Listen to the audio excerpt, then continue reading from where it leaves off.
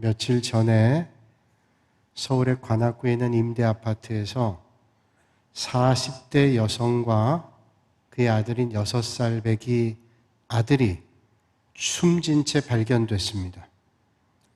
그들은 자유를 찾아 대한민국의 품에 안겼던 탈북 여성과 6살 된 그분의 아들입니다. 굶어서 숨진 것으로 추정이 됐다 그러는데 외부에서 침입한 흔적도 없고 살해당한 흔적도 없고 그리고 냉장고에서는 먹을 것이라고는 고춧가루밖에 없었다는 거예요. 그래서 아마도 아사하지 않았는가 그렇게 추정을 합니다.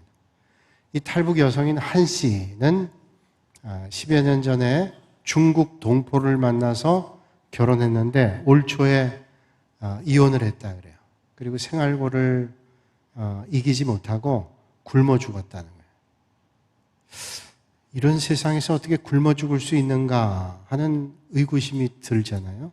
한 탈북 단체는 탈북자들을 돕는 여러 가지 방법이 있는데 그분이 아마도 탈북자들하고 교제를 하지 않았던 것 같다고, 조금만 교제했더라면 도울 수 있는 방법이 있었을 텐데 하는 안타까운 소식을 전했어요. 많은 사람들이 먹을 게 넘쳐서 많이 먹어서 죽는 세상에 이 사람들은 굶어 죽었어요. 오늘도 이 세상에서는 굶어 죽어가는 사람이 있습니다. 너무도 그 소식이 가슴 아프고 아팠습니다. 세상에 동물도 굶는 것이 너무 불쌍하잖아요. 그래서 그 동물들에게 먹는 것을 주기도 하고 돌보기도 하는데 그러면 너무 번식하게 되니까 그래서는 안 된다 하는 갈등도 있지만 사실은 동물이 굶는 것도 얼마나 불쌍합니까? 하물며 사람이 굶어 죽었다는 게 얼마나 가슴 아픈 일인지 몰라요. 여러분, 사람이 살아가는데 정말로 중요한 게 뭘까요? 우리는 세상 살아가는데 꼭 필요한 것 세 가지를 얘기하죠. 입는 것, 먹는 것, 사는 것입니다. 의식주라 그러죠. 사람이 좀 입지 못해도 삽니다. 또 살고 있는 집이 좀 좋지 못해도 살 수 있습니다. 먹는 문제는 해결이 안 되면 죽음과 직결되는 거예요. 그러니까 아무래도 먹는 것이 가장 중요한 문제가 아닐까요? 이스라엘 백성들이 하나님의 인도하심으로 광야 길로 내몰렸습니다. 광야는 아무것도 먹을 것이 없는 겁니다. 산에 열매가 맺혀 있길 합니까? 아니면 가지고 온 양식들이 풍요롭길 합니까? 가져온 양식이 다 떨어지고 아무리 둘러봐도 먹을 양식이 없는 광야입니다. 하나님께서 이스라엘 백성들을 애굽에서부터 출애굽하여 떠난 인구가 성경에 말하면 60만 명이 좀 넘지만 많은 신학자들이 추정하기를 그건 장정의 숫자만이고 어린아이, 노인, 또 여자들 다 포함하면 200만 명은 좋게 된다 그래요. 200만 명이라는 사람이 허허 벌판 광야에 들어갔습니다. 인간적으로 생각하면 무모한 일입니다. 그냥 애굽에서 종살이하다 죽는 게 낫지 광야로 내몰려 죽게 하는 것 같다고 생각할 것입니다. 사람이 먹고 싶을 때 먹지 못하고 그리고 마실 물이 없다는 것은 정말로 중요한 문제, 분초를 다투는 중요한 문제입니다.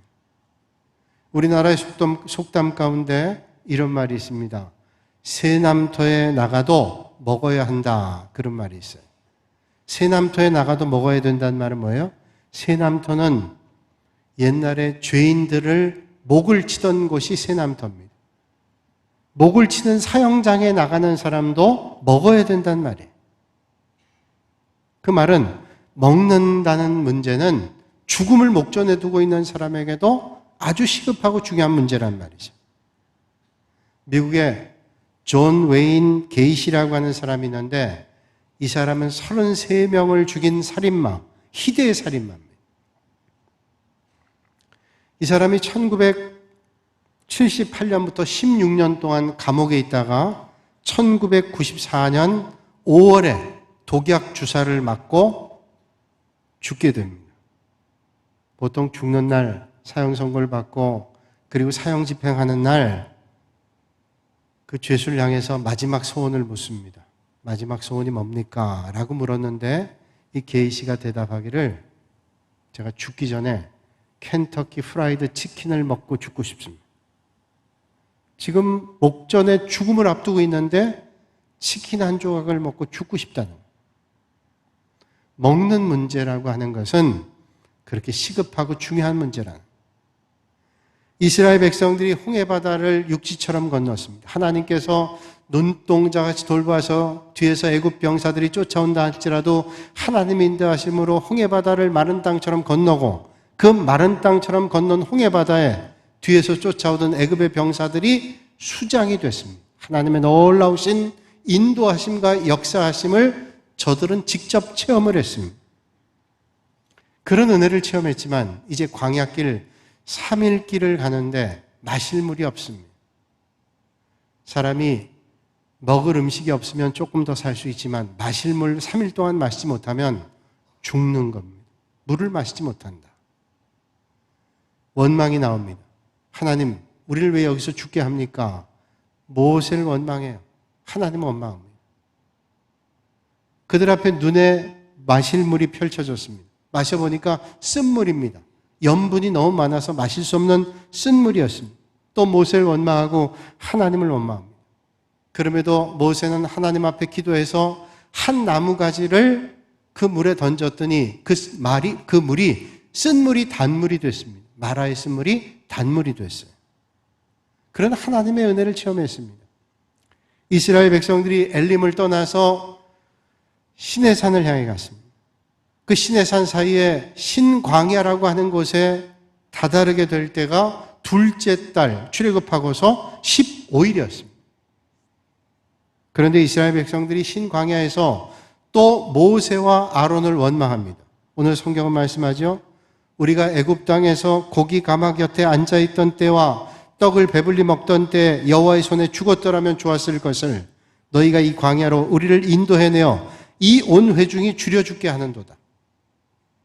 왜 우리를 여기서 굶어 죽게 하느냐? 차라리 애굽에서 고기 가마 곁에서 종이지만 거기서 살다가 죽는 게 훨씬 나을 걸.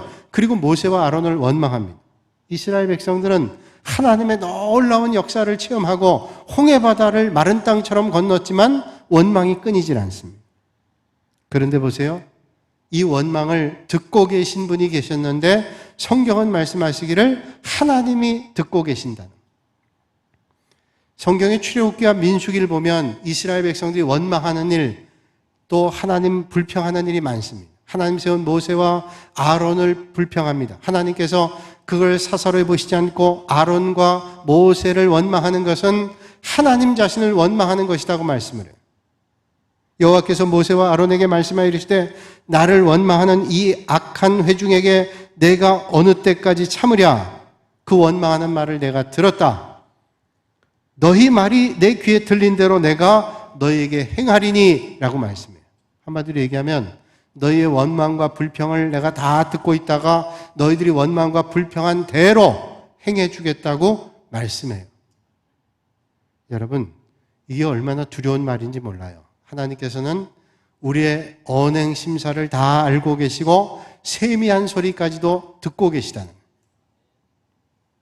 말라기 3장 16절 말씀 보면 이렇게 말씀합니다.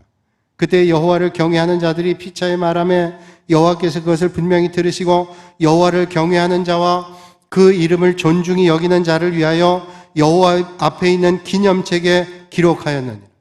하나님이 다 듣고 선한 것은 선한 것대로 악한 것은 악한 것대로 다 듣고 기억하시고 기록해 두신다. 그러므로 사랑하는 여러분, 하나님 앞에 원망으로 어떤 문제를 해결하려고 하지 마시고 하나님 앞에 기도로 해결 받으실 수 있기를 바랍니다. 여러분, 이 땅에 살면서 원망과 불평거리 없는 사람이 세상에 어디 있어요? 그러나 그때마다 우리가 기억해야 될 것은 하나님이 원망도 불평도 들으시고 우리에게 그대로 하시겠다 그러니 우리가 그 원망과 불평의 순간 원망과 불평을 접고 하나님 앞에 기도하시는, 그리고 하나님의 역사를 만나시는 여러분들이 꼭 되실 수 있기를 바랍니다. 기도는 모든 원망을 감사로 바꿀 수 있는 유일한 방법입니다. 유명한 설교가였던 스펄전 목사님은 이런 말을 했습니다. 10년을 염려하는 것보다 10분을 기도하는 게 낫다. 꼭 맞는 말이죠. 10년 동안 원망하고 불평하면 되는 게 뭐 있어요? 그 순간에 하나님 앞에 모든 것을 맡기고 기도하는 거예요. 그러면 하나님이 역사하신다. 여러분, 기도는 하나님의 능력을 덧입는 겁니다. 기도는 그래서 능력입니다. 독일의 베를린 장벽이 무너졌습니다. 동독과 서독 사이에 가로지고 있던 베를린 장벽이 무너진 것이 교회 성도들의 기도였다는 사실을 여러분 아십니까? 1989년 5월에 동독의 라이프지히라고 하는 곳이 있는데 거기 아주 유명한 교회가 있습니다. 니콜라이, 성 니콜라이라고 하는 교회가 있어요. 이 교회 퓨러라고 하는 목사님이 그날 산상수훈에 관한 설교 말씀을 전하고 동서독이 평화적인 통일이 되도록 촛불 기도회를 열었습니다. 그리고 매주일 모여서 기도했습니다. 기도하는 숫자가 날마다 늘었습니다. 1989년 10월 9일에는 얼마나 많은 사람들이 모였는지 그 예배당 안과 마당에 모인 사람이 2,000명, 더 이상 들어갈 수 없어요. 마당까지 2,000명 가득 찼습니다. 오늘 우리 교회 예배당보다 훨씬 작은 예배당이에요. 우리 교회 예배당과 뜰까지 포함한다면 아마 10,000명 이상이 앉고 서 있을 거예요. 근데 그 교회 마당과 예배당에 모든 사람이 있어도 2,000명. 근데 예배당 밖에, 교회 뜰 밖에 모인 사람은 10,000명이었어요.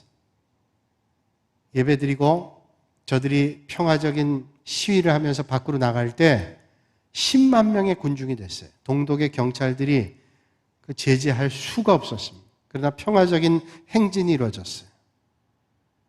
그들의 목적은 딱 하나입니다. 동독과 서독의 지도자들이 평화적 통일을 이룰 수 있도록 하나님께서 강권적으로 역사해서 베를린 장벽이 무너지도록 동서독이 평화적 통일이 이루어지도록 하나님이 역사해달라고 기도하는 것뿐이었습니다. 그리고 한 달 뒤인 1989년 11월 9일에 베를린 장벽이 피 한 방울도 흘리지 않고 무너져 버렸어요. 놀라운 일 아니에요? 이 일이 있기 전에 서독의 총리에게 언론사의 기자가 물었습니다. 우리 독일이 언제 통일이 될 것 같습니까? 독일의 총리가 말하기를 한 10년 뒤쯤은 통일이 되지 않겠습니까? 그런데 그런 지 얼마 안 돼서 성도들의 기도를 통해서 동독과 서독을 가로막고 있던 베를린 장벽이 무너지게 됐습니다. 총칼로 무너뜨린 거 아닙니다. 무기가 한 일도 아닙니다. 정치가의 협상으로 이루어진 것도 아닙니다. 시위대의 데모로 한 일도 아닙니다. 성도들의 기도를 통해서 하나님께서 역사해 주셨습니다. 종교개혁자인 존 낙스는 나라와 민족을 위해서 기도하던 사람. 스위스에 가면 존 낙스의 동상이 있는데 존 낙스의 동상은 성경과 칼을 들고 있습니다. 아주 의외적이죠. 종교개혁자인데 이분은 나라와 민족을 위해서 애를 썼던 사람. 존 낙스가 나라와 민족에서 기도할 때 그 기도 소리가 30리 밖에서도 들었대요. 30리 뭡니까? 12km예요. 10리가 4km니까 12km 밖에서 들렸대요. 아마 그렇게는 들리지 않았을 거예요. 그러나 그토록 간절하게 하나님 앞에 부르짖었다. 영국의 메리 여왕이 존 낙스에 대해서 이런 얘기를 했습니다. 나는 100만 명의 대군보다 존 낙스가 위대하다. 난 100만 명 대군과 존 낙스를 절대로 바꾸지 않을 거다. 왜냐하면 그 존 낙스의 기도가 그렇게 강하니까. 아틀란타 올림픽 때 성화를 점등한 사람이 있죠. 성화 봉송한 사람이 있는데 우리가 잘 알고 있는 나비처럼 날아서 벌같이 쏜다라고 하는 무하마드 알리가 마지막 성화 봉송의 주자였어요. 애틀란타 올림픽 메인 스타디움에 들어가서 마지막 휠체어를 타고 그가 일어서서 성화를 점할 때 손이 바들바들 떨렸습니다. 건강하지 않은 상태였어요. 이 사람은 파킨슨 병을 앓고 있었습니다. 세계 최고의 핵주목이라고 했던 무하마드 알리가 벌벌 떨면서 성화봉송의 마지막 주자로 점화했어요. 많은 사람들이 보면서 안타까웠어요. 저렇게 강했던 나비같이 훌훌 날아서 벌처럼 쐈던 무하마드 알리가 저렇게 됐다니. 파킨슨 병. 그가 어렵게 점화를 하고 난 다음에 기자들에게 이런 말을 했습니다.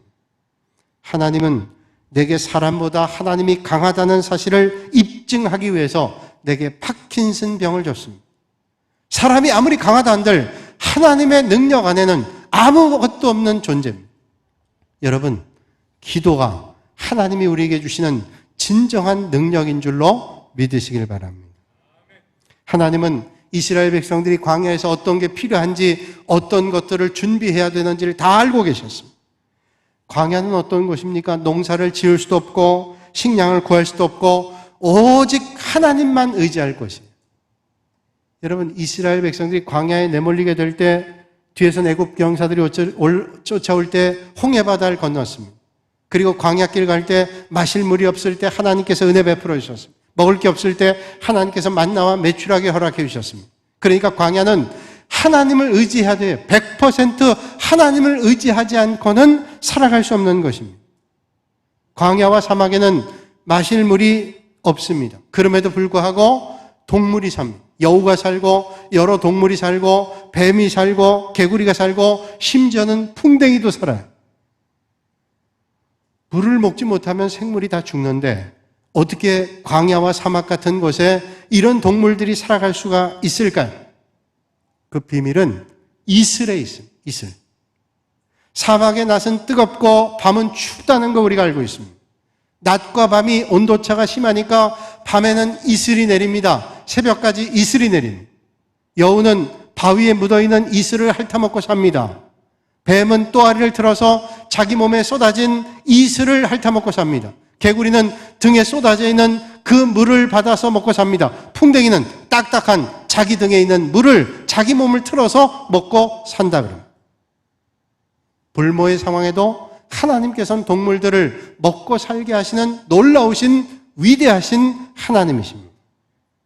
그러니까 여러분, 광야의 밤은, 차가운 밤은 이슬이 내리는 시간입니다. 마찬가지로 인생의 차가운 밤은 이슬이 내리는 시간입니다. 오늘 이 아침에 인생의 차가운 밤길을 걷고 계신 분이 계십니까? 메마른 광야의 길과 같은 길을 걷고 계신 분이 계십니까? 바로 이 시간이 하나님께서 내리시는 이슬을 만날 수 있는 시간입니다. 지금 먹이시고 인도하시는 하나님을 만나야 될 시간입니다.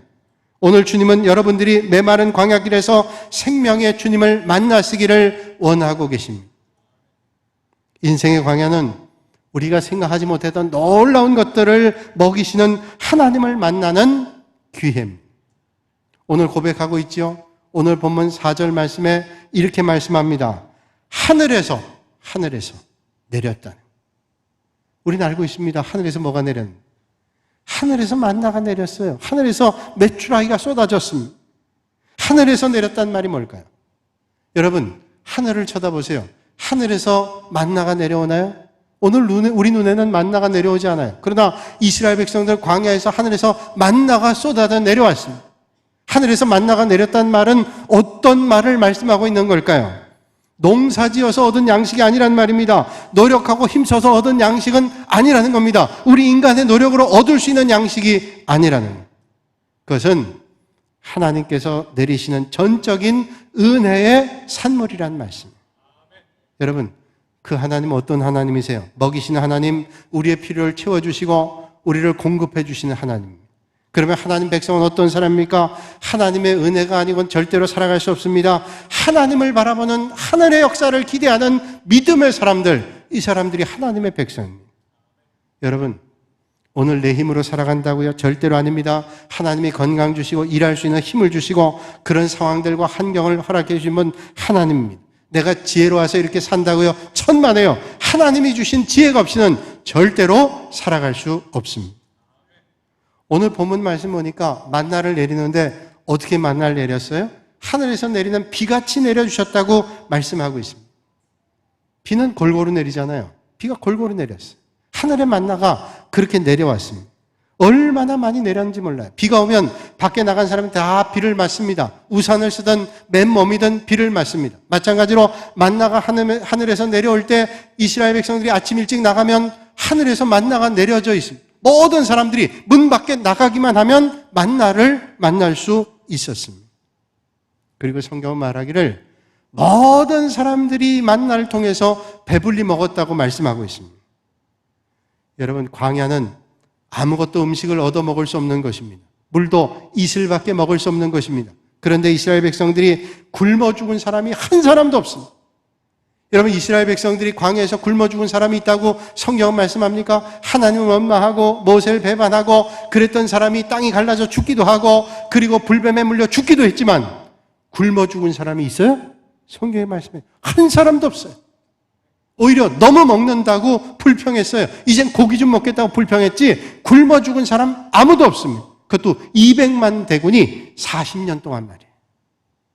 여러분, 풍요로운 이 세상에는 처음에 말씀드린 대로 탈북민은 굶어 죽었어요. 하나님이 역사하는 곳에 하나님의 역사에는 굶는 곳이 없습니다. 하나님이 먹이시고 입히시면 부족함이 없습니다. 여러분, 오늘도 부족함이 없는 하나님을 바라보시는 여러분들이 되시기를 주님의 이름으로 축원합니다. 그런데 이 만난 보세요. 하나님께서 어떻게 거둬야 된다고 말씀해요. 어떻게 거둬요? 매일매일 만나를 거둬야 된다. 어제 만나를 거뒀다가 오늘 먹으려고 그러면 썩습니다. 새까맣게 썩어 있어요. 오늘 거둬서 내일 먹으려면 그것도 썩어버립니다. 만나는 매일 거둬야 됩니다. 그런데 여섯째 날에는 안식일을 준비하기 위해서 하나님께서 갑절로 주신다. 놀라운 일 아니에요? 어떤 시스템을 가지고 이렇게 인도함을 받으시죠. 하나님께서는 매일매일 만나를 거두라 그래요. 또 만나는 성경 말씀 보니까 매일 아침에 나가서 일찍 만나를 거둬야 됩니다. 만약에 늦어서 해가 뜨고 열기가 뜨거워지기 시작하면 만나는 다 녹아버립니다. 없어져 버려요. 만나는 아침 일찍 나가서 만나를 거둬야 됩니다. 그날 먹을 것을 거둬야 됩니다. 놀라운 거죠. 그래서 이 만나를 하늘에서 내리는 양식이라고 성경은 말씀하고 있습니다. 그럼 왜 하나님께서 이 하늘에서 내리는 양식을 먹게 하시면서 오늘 말씀 보니까 4절에 이같이 하여 그들이 내 율법을 준행하나 아니하나 내가 시험하리라 하고 말씀하고 있습니다. 이 만나를 매일 거두면서 매일 그날의 양식을 하나님께서 인도해 주신 것을 믿고 믿음의 길 걸으면서 그 믿음을 주님이 시험하시는 거예요. 여러분, 내일 우리의 앞길을 모른다 할지라도 틀림없는 것은 오늘 인도하신 하나님께서 내일도 인도하신다는 사실을 잊지 않고 기억하시고 믿으시는 여러분들 되시기를 바랍니다. 우리는 앞날을 알 수 있는 사람 아무도 없어요. 그러나 틀림없이 우리가 알 수 있는 것은 오늘 인도하신 하나님을 믿는 사람들을 하나님께서 내일도 인도하시고 모레도 인도하시고 우리의 삶이 끝날 때까지 하나님이 인도하신다. 이건 믿으시길 바랍니다. 그 만나가 우리에게 가르쳐주시는 하나님의 규례예요. 날마다 거두는 거예요. 날마다. 미리 거둘 수도 없습니다. 한 달치를 한꺼번에 거둘 수도 없습니다. 매일 걷는 거예요. 매일. 그리고 이걸 하나님께서 약속하신 겁니다. 이 규례를 지키는지 안 지키는지 주님이 시험하시는 거예요. 여러분, 만나를 매일 거둔다는 건 뭘 말씀합니까? 날마다의 양식을 우리가 먹어야 사는 것처럼 하나님의 말씀, 하나님을 의지하는 믿음이 날마다 우리에게 있어야 되는 거예요. 옛날에 내가 믿음을 많이 거둬놨기 때문에 오늘 내가 믿음으로 산다? 천만에 그렇지 않습니다. 우리의 믿음 생활은 하나님의 말씀을 사모하는 믿음의 길은 날마다입니다. 오늘 거두고 내일 거두고 모레 거두고 날마다 믿음의 길 걸어야 돼요. 내가 왕년에 이래봬도 믿음 생활 잘했어? 그게 어쨌다는 거예요. 왕년을 얘기할 때 이미 현재의 믿음은 형편없는 거라는 사실을 스스로 고백하는 거 아니에요? 오늘 믿음이 크고 내일 더 큰 믿음의 자리에 되시는 여러분들이 되시기를 주님의 이름으로 축복합니다. 주님께서 그런 믿음의 삶을 살기를 원하고 계셔서 오늘 시험한다고 말씀하시는 거예요. 여러분, 먹는 게 중요하지만 먹는 것을 우리가 사는 것 같지만 정말로 중요한 것은 영혼의 양식 하나님의 말씀을 먹고 하나님의 말씀으로 풍요하게 살아가시는 여러분들이 되시기를 바랍니다. 날마다 일용할 양식인 영혼의 양식을 먹어야 돼요. 여러분, 사람도 몇 끼를 굶으면 몇 끼 굶어도 살지 삽니다. 배부르게 먹으면 한두 끼 안 먹어도 삽니다. 며칠 굶어도 살아요. 어떤 사람은 40일 금식해요. 예수님 아닌데 40일 동안 금식한 사람도 있어요. 놀라운 일이죠. 다 할 수는 없습니다. 하나 은혜 주셔서 그렇게 한 분도 있어요. 그러나 여러분, 보통 사람들이 40일 굶는다 그러면 죽거나 아니면 빼빼 말라버릴 거예요. 건강이 좋지 않을 겁니다. 몇 끼는 아마 어떻게 견뎌낼 겁니다. 여러분, 영혼의 양식도 마찬가지입니다. 몇 주일 빠지고 하나님 말씀을 안 먹어도 표가 안 날 거예요. 겉으로는 드러나지 않을 겁니다. 그러나 하나님의 말씀이 내 영혼에 들어오지 않으면 그 영혼이 어떻게 돼요? 나중에 빼빼 말라서 그 영혼이 죽어가요. 여러분, 육신의 양식도 중요하지만 영혼의 양식은 비교할 수 없는 더 중요한 것을 믿으시고 하나님의 말씀을 사모하는 자리에 날마다 서실 수 있기를 바랍니다. 1960년 6월 2일에 8살짜리 소년아이가 캐나다의 매니토바라고 하는 곳에서 1마일 정도 떨어진 타툰이라고 하는 호숫가의 바위에 아사 직전에서 발견됐어요. 보름 동안 먹질 못했어요. 도대체 이 아이가 사람들이 있지 않은 타툰이라고 하는 호수, 거기서 왜 굶어 죽어가고 있었는가 거슬러 가보면 보름 전에 가족이 경비행기를 타고 여행을 하다가 이 비행기가 추락했습니다. 가족이 다 죽고 8살짜리 아이만 간신히 살았어요. 비행기가 떨어지면서 그 비행기 안에는 여러 가지 물건들이 있잖아요. 구명낭이 있는데 그 구명낭에는 24일 동안 5명 사람들이 먹을 수 있는 비상식량이 있습니다. 비행기가 떨어지면서 충격에 의해서 그 가방이 떨어졌어요. 근데 멀리 가진 않았습니다. 바위 건너편에 있었는데 이 아이는 그 안에 5명이 24일 동안 먹을 식량이 있음에도 불구하고 알지를 못했어요. 가방을 찾지도 않고 가방을 열어보지도 않았어요. 먹을 게 옆에 있는데 이 아이는 굶어 죽을 뻔했어요. 간신히 구조대가 그 아이를 찾아서 생명을 구했습니다. 그 사건 보면서 그런 생각이에요. 여러분 오늘 하나님의 말씀을 먹고 하나님의 말씀을 듣고 하나님의 말씀으로 기름질 수 있는 일들이 얼마나 많습니다. 주일날 예배 드리는 거 외에 새벽 기도 외에 여러분들이 텔레비전 켜기만 해도 인터넷 들어가기만 해도 얼마나 많은 말씀을 접할 수가 있어요. 그런데 그 말씀이 있음에도 불구하고 사모함이 없어요. 그러니까 영혼이 말라감에도 느끼질 못합니다. 여러분 어떤 자리에도 하나님의 말씀을 사모하시는 그런 복이 여러분들에게 있어지실 수 있기를 바랍니다. 여러분 공부 잘하는 학생이 학생이 공부 잘해요? 국어 시간에 국어하고 수학 시간에 수학하고 영어 시간에 영어하는 학생이죠. 제가 고등학교 다닐 때 1학년 때는 공부 좀 하는 학생이었어요. 5등 안에 들었어요. 근데 2학년 때부터 이 친구가 수업 시간에 다른 책을 보기 시작합니다.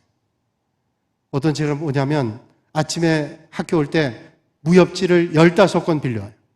그 친구는 교과서 하나도 갖고 15권 무협지 갖고 와서 국어 시간에도 무협, 수학 시간에도 무협, 계속 무협지만 봐요. 점점 성적이 떨어져요. 여러분 다른 거 보면 국어 시간에 국어를 해야 되고 수학 시간에 수학해야 돼요. 다른 거 하면 성적이 늘어갈 수 있어요. 믿음도 마찬가지예요. 하나님의 말씀을 사모하고 예배에 집중하지 않으면 어떻게 영혼이 건강하게 말씀으로 충만한 삶을 살아갈 수 있겠어요? 이스라엘 백성들이 하늘에서 내린 양식인 만나를 보고 이것이 뭐냐 그랬어요. 왜냐하면 세상에 살면서 보지 못한 거예요. 솜 같기도 하고 사탕 같기도 하고 아이스크림 같기도 하고 도대체 알 수가 없었어요. 이게 뭐냐? 그래서 만나라는 이름의 뜻이 뭐 이것이 무엇이냐 그런 말이죠. 여러분 하나님의 말씀 앞에 놓고 이게 뭡니까? 오늘 우리가 만나는 사건이 하나님께서 나에게 어떤 말씀을 주십니까? 오늘 우리가 경험하는 일 가운데 하나님이 어떤 말씀 주기를 원하십니까? 이게 하나님의 말씀 앞에 선 믿음의 성도들의 자세라는 거예요.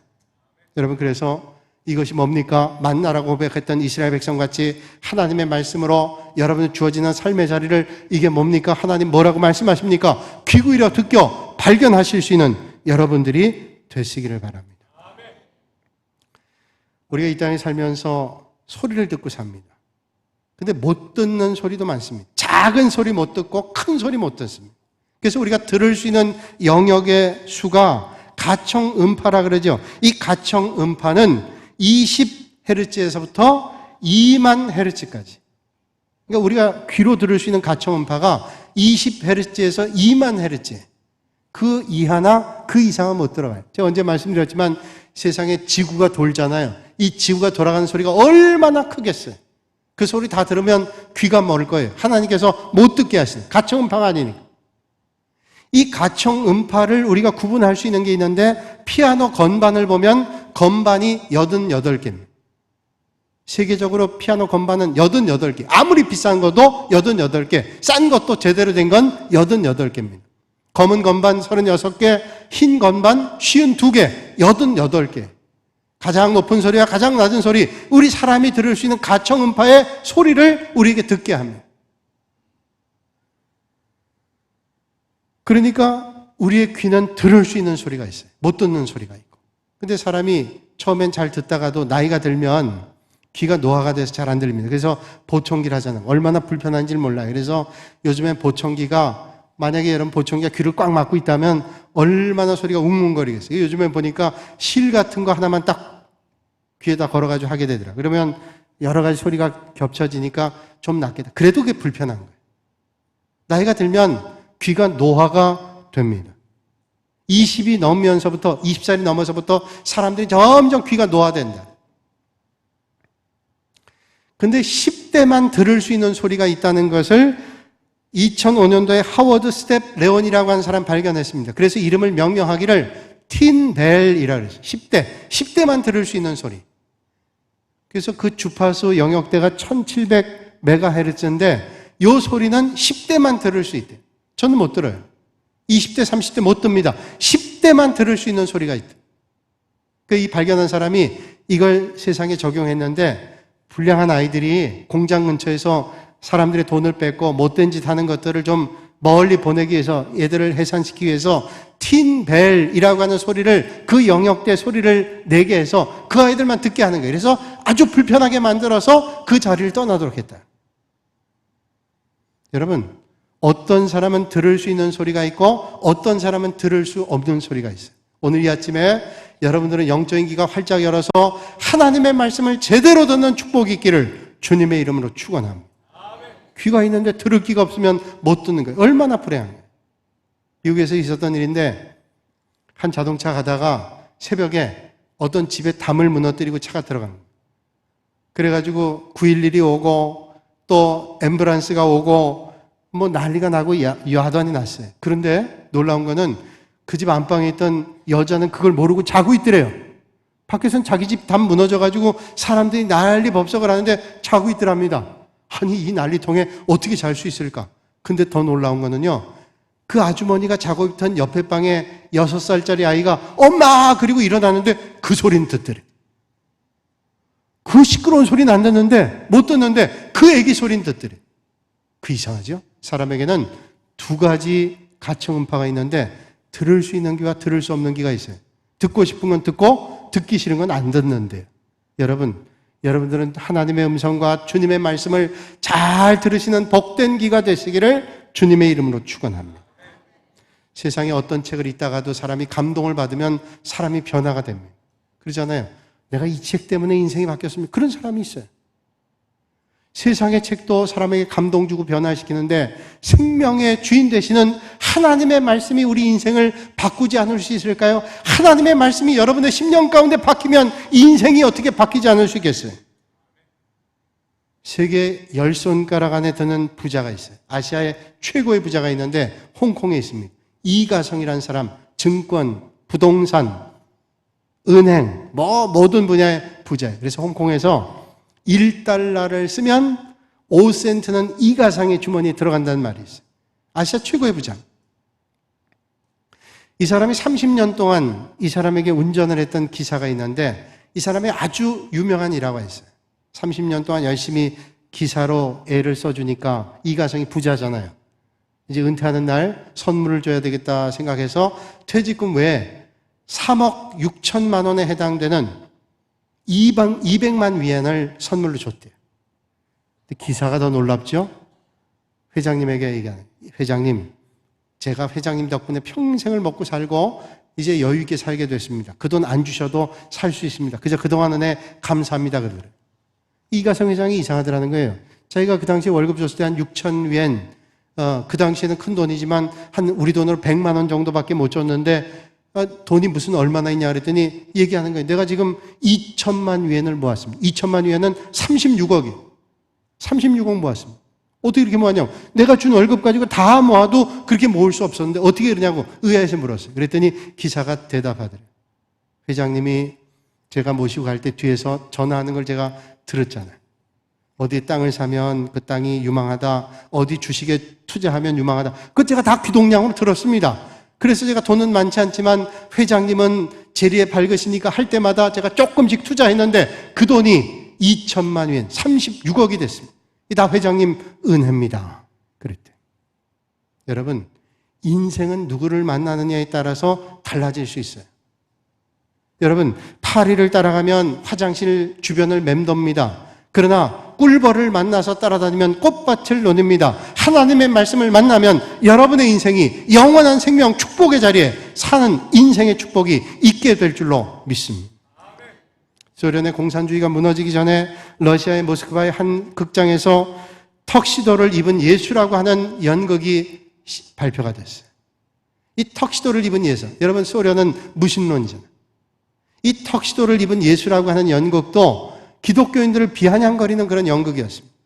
그 연극의 주인공으로 출연한 사람이 알렉산더 로스톱 제프라고 하는 사람인데, 이 사람이 주인공으로 발탁된 이유는 얼굴이 잘생겨서도 아니에요. 연기력이 뛰어나서도 아닙니다. 오직 그 사람이 그 주인공이 된 이유는 어릴 때 교회를 좀 다녀봤기 때문에. 그래서 그 연극의 주인공이 됐어요.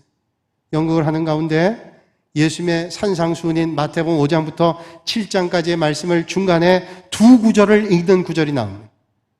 심령이 가난한 자는 복이 나니 천국이 저희 것이며, 애통하는 자는 복이 나니 저희가 위로를 받을 것이며, 라는 말씀을 읽는 겁니다. 그 대사를 읊다가 마음에 감동이 왔어요. 눈물이 쏟아지기 시작합니다. 더 이상 서 있을 수가 없어요. 주저앉았습니다. 그리고 엉엉 통곡을 했어요. 뒤에 있는 스태프들은 난리가 났습니다. 계속 연극을 해야 되는데 울고 있는 거예요. 이제 그만 멈추고 연극을 하라고. 아무리 해도 연극을 못해요. 결국 연극은 엉망이 됐어요. 그러나 그날 이 사람은 주님을 만났어요. 여러분, 오늘도 하나님의 말씀은 살아있고 운동력이 있어서 우리의 심령과 골수를 쪼갤만 하다고 주님 말씀하고 있어요. 오늘도 이 아침에 하나님의 말씀이 여러분의 심령 골수를 쪼개서 하나님의 능력을 만나는 축복의 시간 되시기를 바랍니다. 사랑하는 여러분, 어떤 순간에도 하나님 원망하지 않고 말씀하시는 하나님의 은혜를 만나실 수 있기를 바랍니다. 오늘도 이 아침에 하늘에서 내리시는 영의 양식으로 배를 충만하게 불리시는 여러분들이 다 되시기를 주님의 이름으로 축원합니다.